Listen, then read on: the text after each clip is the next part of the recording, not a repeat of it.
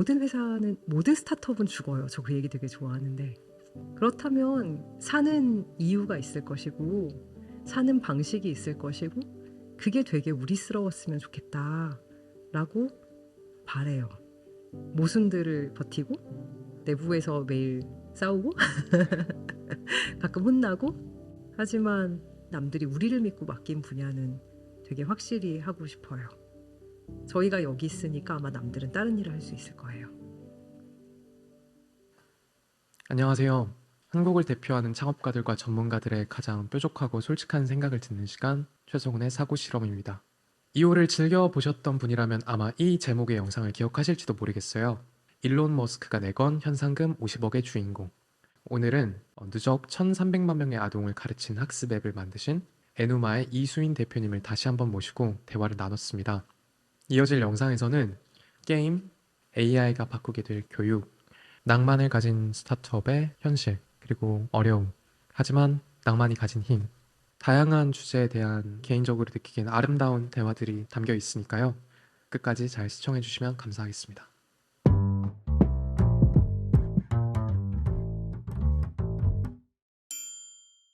네, 안녕하세요. 안녕하세요. 다시 한번 불러주셔서 감사합니다. 지난번에 저희 채널에 나와주셨던 게 글로벌 러닝 엑스프라이즈라는 개발도상국 아이들을 대상으로 하는 교육 경진대회, 일론 머스크가 50억이라는 돈을 기부를 해서 유명해졌던 그 대회를 우승하시고서 찾아주셨었어요. 조건이 대강당한것 같았어요. 교사도 아무것도 없이 15개월간 소프트웨어만으로 아이들이 학습할 수 있다는 걸 증명하면 그러면 이 상금을 준다. 그동안 에누마는 어떤 시간들을 보내셨는지 먼저 여쭤볼 수 있을까요? 저희가 5년에 걸친 경진대회를 2019년 5월에 끝냈어요. 사실 그때 저는 이제 엑스프라이즈에서 우승했으니까 전 세계 나라들이 전화가 올 줄 알았어요. 이게 공부가 된다는 걸 알았으니까 쓰자. 근데 아무 일도 벌어지질 않는 거예요. 저희 굉장히 당황했었어요. 그래도 회사로서 상금을 매번 먹고 살 수는 없으니까 우리나라 아이들도 이런 거 많이 필요하니까 영어를 만들까? 혹은 한글을 만들까? 이 작업을 하고 있다가 팬데믹이 빵 터졌어요. 갑자기 디지털 제품에 대한 수요가 어느 나라에서는 엄청나게 늘었거든요. 그래서 지난 이제 2020년, 2021년, 2022년 굉장히 열심히 B2C 사업을 해서 한중일 쪽에서 계속 좋은 성과가 있었고요. 또 그러면서도 저희는 학습이 가장 어려운 아이들에게 닿았으면 좋겠고 전 세계에 지금 학습을 모든 곳에 닿게 하는 채널은 학교니까 학교들의 이런 제품들을 보급하는 사업을 동남아시아에서 계속 열심히 했어요. 그래서 인도네시아, 말레이시아, 필리핀 그리고 났더니 벌써 2023년이 되었잖아요. AI가 뜨기 시작하면서 어느 나라나 디지털 교육을 해야만 한다라는 그 조바심이 오히려 팬데믹보다 덜하지 않은 시간이 되었어요. 그래서 우리나라도 한 달쯤 전에 디지털 교육 정책이 발표되었고 그래서 이런 시간들을 놀라면서 즐기고 있어요. 그럼 지금 맞이하는 이 디지털 교육으로의 대전환, 회사로서는 굉장히 기다려왔던 순간이라고 하실 수도 있을 것 같고 앞으로 해나가야 될 것들이 많은 시간이라고 할 수도 있을 것 같은데 수인님께서 거대한 디지털 교육이라는 문제를 풀어오신 지가 벌써 11년이 됐잖아요. 가장 처음으로 돌아가서 게임 회사에서 커리어를 시작하셨던 것으로 알고 있어요. 그 시기에는 어떤 사람이 되고자 하셨던 건지 여쭤봐도 될까요? 저는 제가 게임장이라고 생각을 했었어요. 게임 업계 너무 사랑했고 막 리니지가 나오던 시절이었거든요. 바람의 나라랑. 친구들이랑 같이 그 게임 텍스트북, 게임 아키텍처 앤 디자인 이런 것들 번역하고 게임 업계에서 사는 삶에 대한 유명 블로그를 운영하고 네, 즐겁게 지냈었어요.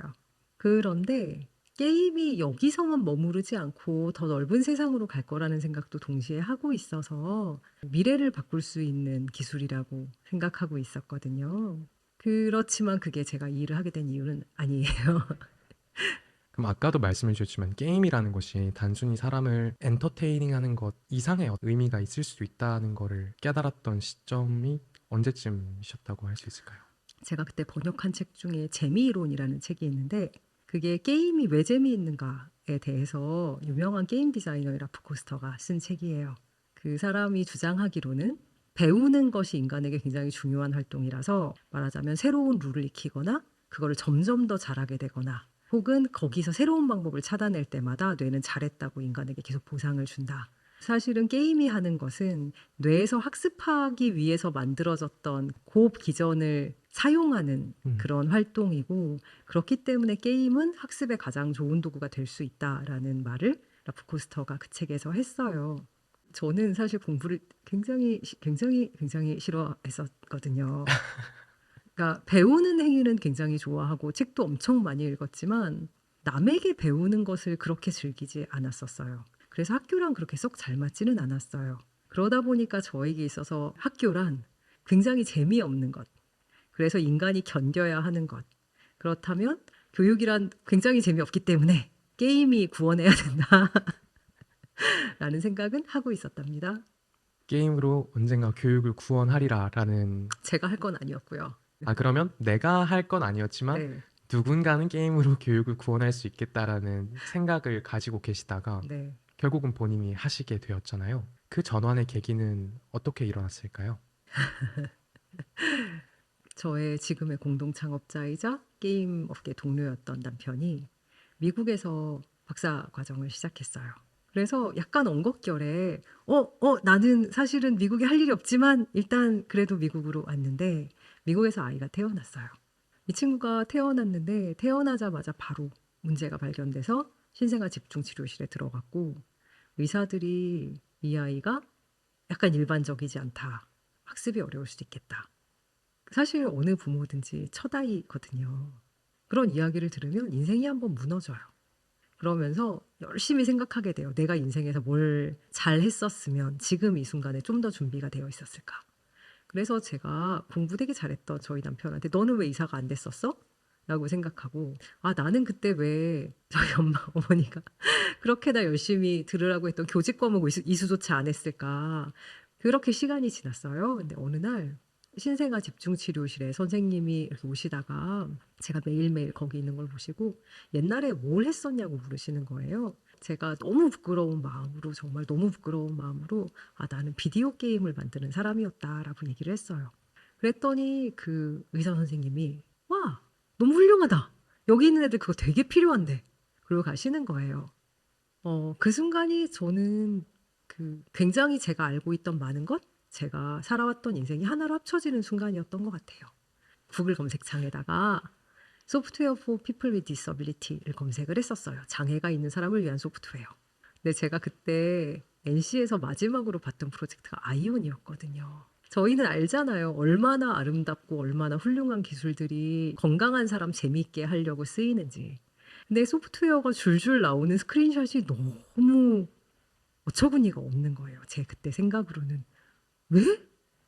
지금이 몇 년인데? 지금 2008년인데? 아이폰 엊그제 나왔는데? 이게 뭐야? 라는 생각을 했거든요. 그 당시에 MMORPG 대형 그런 게임에는 수십 수백억이라는 돈과 굉장히 많은 사람들의 열정과 재능이 들어가서 네. 나오는 결과물인데, 장애가 있는 사람들을 위한 소프트웨어를 검색해 봤을 때는 굉장히 관심이 많이 네. 그냥 너무나 구려서 참을 수가 없었어요. 저는 16색으로 만들어진 소프트웨어도 봤어요. 윈도우즈 3.16. 2008년에. 왜 그러냐면 25년 전에 만들어졌는데 병원에서는 계속 쓰는 거예요. 근데 아무도 그걸 개선하지 네. 않고. 네. 그래서 제가 물었어요. 이거 왜 회색이랑 초록색이에요? 그랬더니 의사가 장애가 있는 아이들은 색깔이 너무 화려하면 애들이 집중력이 흩어져요.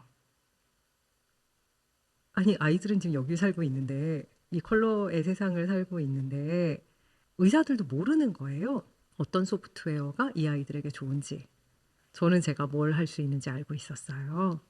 굉장히 오랫동안 실험을 하고, 프로토타이핑을 하고, 장애가 있는 아주 어린 아이들을 위한 프로젝트를 했었어요. 그래서 거기서 저희가 증명하려고 했던 게 가장 예쁜 그래픽과 가장 아름다운 소리와 우리가 줄 수 있는 최고의 재미로 아이들이 해야 되는 엄청 단순한 인지 훈련이나 연습을 하게 하면 아이들이 훨씬 더 좋아할 거다라고 생각을 했고, 과연 초기에 아이패드가 나왔을 때 엄청 인기가 있었어요.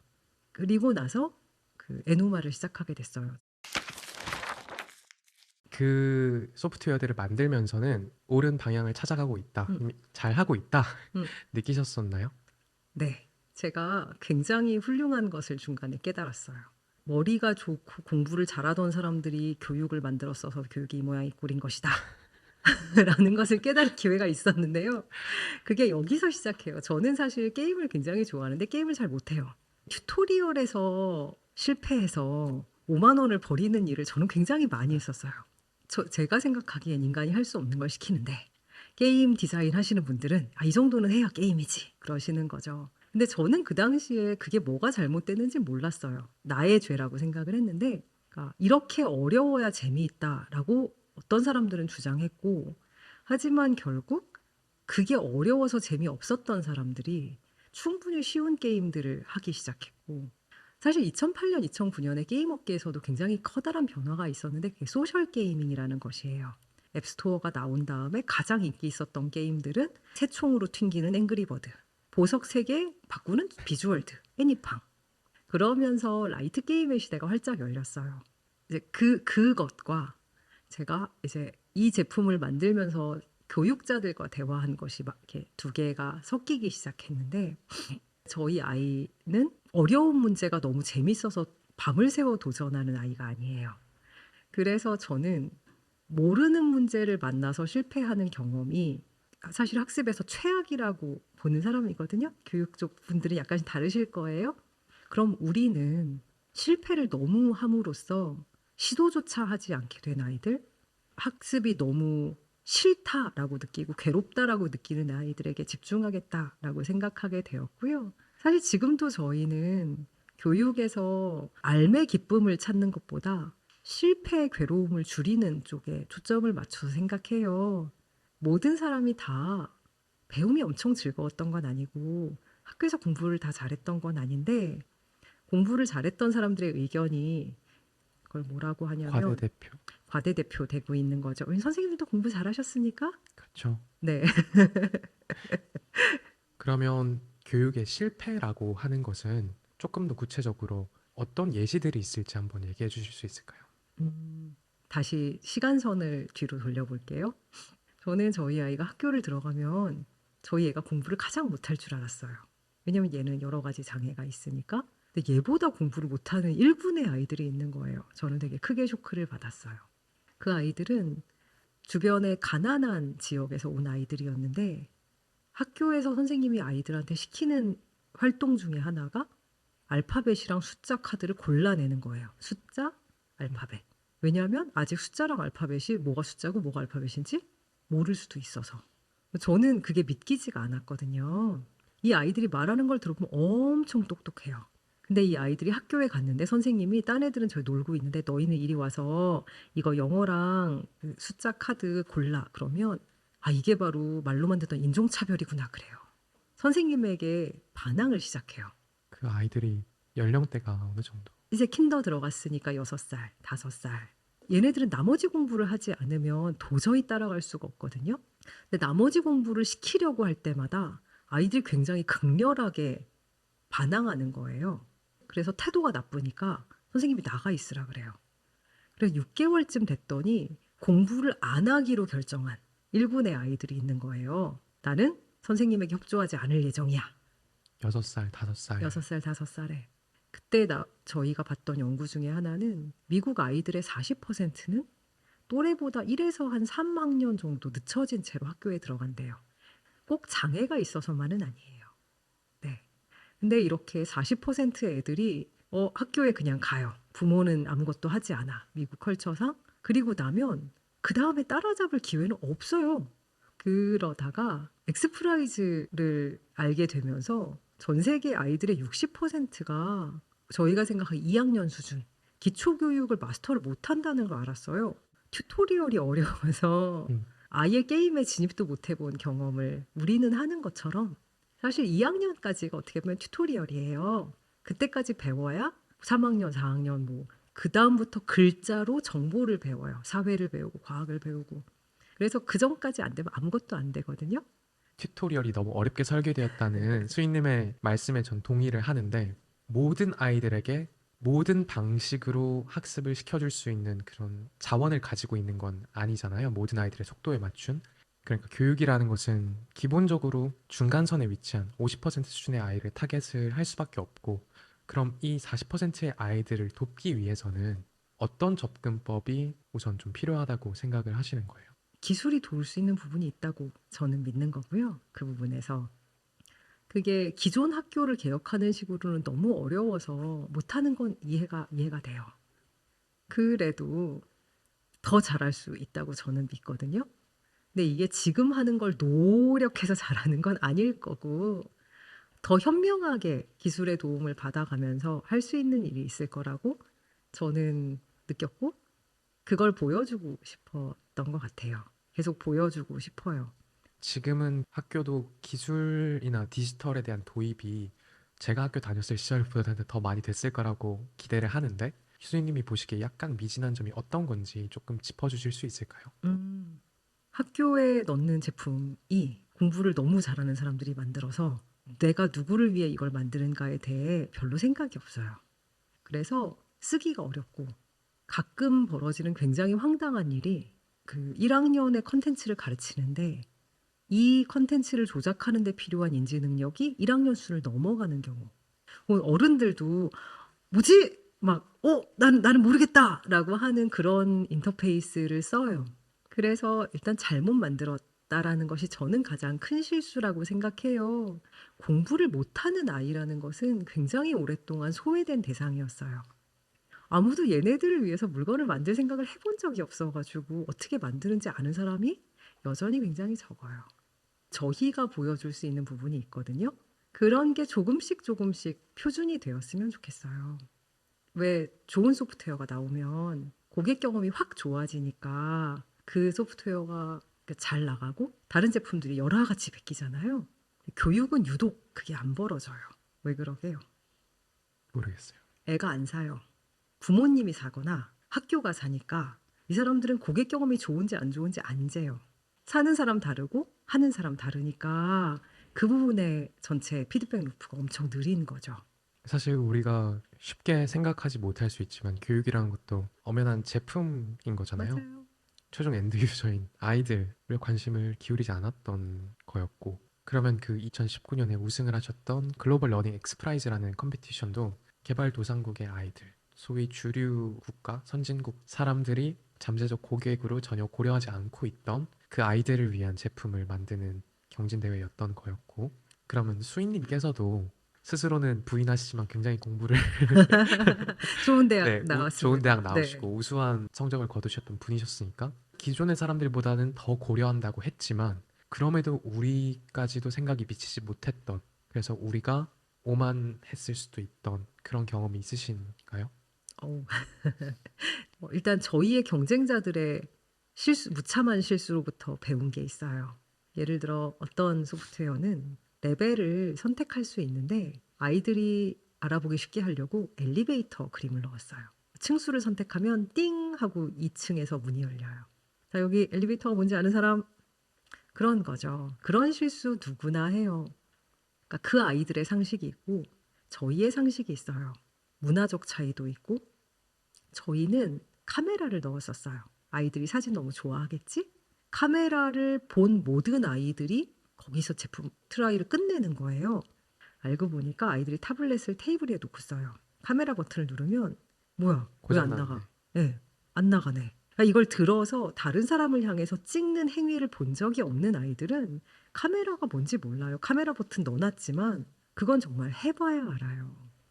그렇게 잘 배울 수 있었을까 싶어요. 인간이라는 것에 대해서.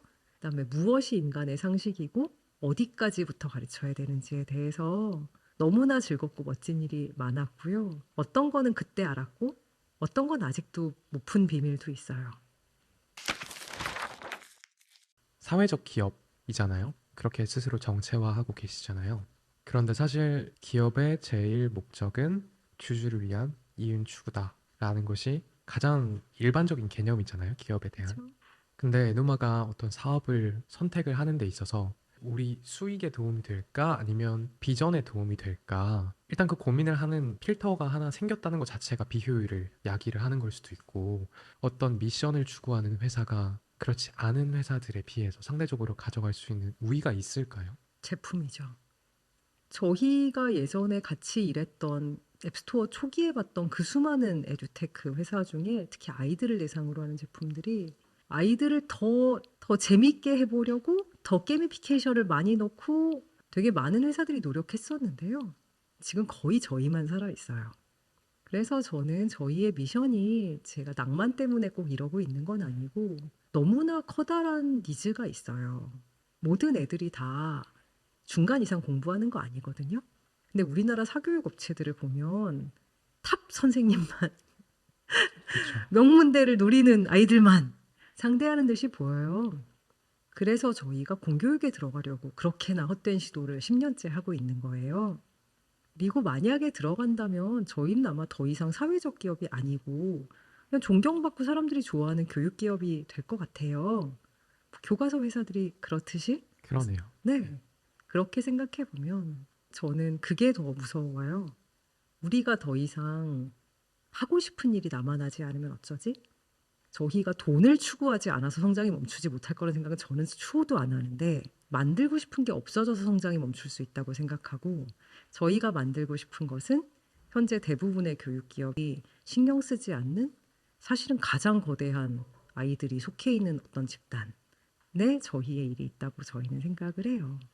저희는 본래 이렇게 회사를 만들었고 이런 기치로 사람들을 모았고 에노마가 굉장히 평범한 기업이면 저희 회사에서 일하는 그 많은 분들이 일반적인 평범한 교육 기업에서 리크루트할 수는 있는 분들은 아니었을 거예요. 최고의 IT 회사에서 정말 좋은 제품 만드시던 분들도 많이 왔고 저희 애들이 다 그 나이여가지고 저희 제품 쓰면서 일하거든요. 내가 어제 우리 애를 써봤는데 이 부분에서 버그가 난 것 같은데요? 막 이런 거 하고 결국 인생이라는 것은 언젠가 죽을 텐데 모든 스타트업은 죽어요. 저 그 얘기 되게 좋아하는데 그렇다면 사는 이유가 있을 것이고 사는 방식이 있을 것이고 그게 되게 우리스러웠으면 좋겠다라고 바래요. 모순들을 버티고 내부에서 매일 싸우고 가끔 혼나고 그러면서도 저희다운 길을 가기를 저희는 바라고 있어요. 그러면 좀 굉장히 심플한 질문이지만 사람은 자신이 하고 싶은 것을 할 때 조금 더 잘하게 된다고 믿으시나요? 그렇지 않을까요? 저는 예전에 그런 얘기를 들었어요. 소설에 나온 얘기였는데 네가 무엇을 제일 잘하는지를 안다면 신이 너를 통해 무엇을 하려는지를 알게 된다라고요. 제가 게임 업계에 있었던 것, 제가 학습이 어려운 아이를 가지고 있는 것, 아이폰이랑 아이패드가 막 나오던 시절에 그것들을 하겠다고 결심한 것. 그 모든 것과 저와 저의 동료들이 가지고 있는 스킬, 우리가 게임을 만들던 사람이라는 것, 우리가 교육에 관심이 있다는 것, 우리가 부모라는 것, 우리가 한국인이라는 것, 교육의 종특이잖아요. 그런 것들이 다 모여서 저희가 여기 있어요. 그 에누마가 가지고 있는 그 미션이라는 것이 사실 아름답고 선한 만큼 조금 아득해지기도 하는 것 같아요. 과연 이 모든 사람들에게 적절한 솔루션을 제공해 줄 수 있을까? 너무 문제가 크니까 그런 고민을 해보신 적은 없으세요? 우리가 어디까지 갈 수 있을까라든지. 제가 그 고민을 막 하고 있었더니 한 멘토분이 그렇게 얘기하셨어요. 네가 지금 하고 있는 고민이 너의 회사의 인생 주기 안에서 너의 인생 안에 닿을 수 있는 고민이니? 제가 아니죠. 그랬더니 왜 고민하니? 그냥 너는 그 안에서 네가 가장 좋은 부분을 찾아서 그걸 하는 다른 사람과 같이 그 방향으로 걸어가면 돼. 라고 얘기하시더라고요. 저희가 가지고 있는 버전이 몇 나라를 커버해요. 인도네시아, 말레이시아, 한국, 이 나라, 저 나라. 그다음에 거기서도 어떤 환경에 있는 아이들은 잘 쓸 수 있지만 저희가 미처 손 쓸 수 없는 경우도 많아요. 저희는 노력했었어요. 탄자니아의 수화 버전을 만들어 보기도 하고 글자가 없는 로힝야 그 난민촌을 위한 프로그램을 만들어 보기도 하고 그러다 깨달은 건 내가 이 세상의 모든 요구를 다 들어서 이 모든 문제를 나 혼자 해결할 수가 없구나. 그럼 내가 굉장히 잘하는 것을 하자. 이게 잘 된다는 것을 많이 보여주자. 그러면 남들과 같이 갈 수 있겠지. 저희가 굉장히 잘하는 분야가 타블렛 인터랙션을 써서 굉장히 어린아이부터 한 초등학교 2학년, 3학년 수준까지를 굉장히 잘 가르치는 거예요. 그럼 여기서 잘 해서 조금씩 조금씩 퍼져나갔으면 좋겠으나 저희는 모르는 게 너무 많아서 계속 서로에게 배워야 돼요. 저희의 경쟁자 많지 않아요? 다른 나라 NGO 혹은 저희가 2학년까지 3학년까지 키워낸 아이들의 뒤를 받아줄 또 다른 많은 회사들이 함께 모여서 하는 일이라고 저희는 믿어요. 아까도 얘기했듯이 저의 인생 한계까지 저희 회사가 살아있는 동안 전 세계 8억 명의 아이들을 한 명도 낙오하지 않게 가르칠 수 있겠냐고 물어보면 누가 그런 걸 해요. 네, 같이 할 것 같아요. 그쵸? 되게 많은 사람들이 같이 할 것 같아요. 한국에 있는 사람 100명짜리 스타트업이 그걸 다 한다고 할 일은 아니고요. 하지만 남들이 우리를 믿고 맡긴 분야는 되게 확실히 하고 싶어요. 저희가 여기 있으니까 아마 남들은 다른 일을 할 수 있을 거예요. 너무 멋진 말이에요.